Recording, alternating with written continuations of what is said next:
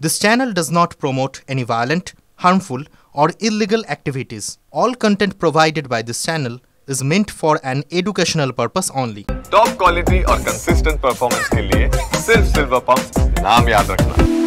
পকেটে ক্যাশ থাকে কম, এখন অনলাইন লেনদেনেই ভরসা অনেকের। তবে সম্প্রতি ইউপিআইয়ের নিয়মে একাধিক বদল এসেছে। এবার অগস্টেও ইউপিআইতে বেশ কিছু বদল আসতে চলেছে।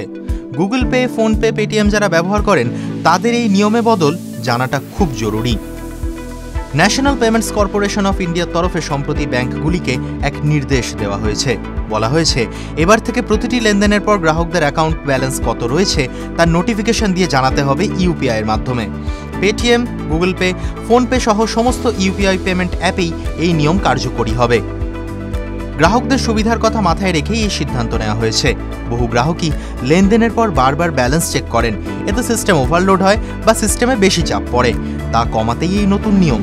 একই সঙ্গে ইউপিআইতে যাতে সিস্টেম ওভারলোড না হয় তার জন্যও এই নির্দেশ দেওয়া হয়েছে।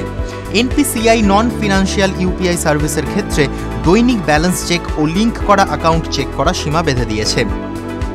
ইউপিআইতে অটোপে ট্রানজ্যাকশনের ক্ষেত্রেও একটা নির্দিষ্ট সময় বেঁধে দেওয়া হয়েছে, অর্থাৎ ইএমআই, বিভিন্ন বিল, ওটিটি সাবস্ক্রিপশনের পেমেন্ট দিনের একটা নির্দিষ্ট সময়ই করা যাবে। কোনো পেমেন্ট হয়েছে কিনা তাও সীমিত কয়েকবারই দেখা যাবে। সারাদিনে সর্বাধিক 3 বার ট্রানজ্যাকশন স্ট্যাটাস চেক করা যাবে, তাও 90 সেকেন্ডের ব্যবধান রাখতে হবে। সারাদিনে সর্বাধিক 50 বারই ইউপিআই ব্যালেন্স চেক করা যাবে। টিভি9 বাংলা ডিজিটাল।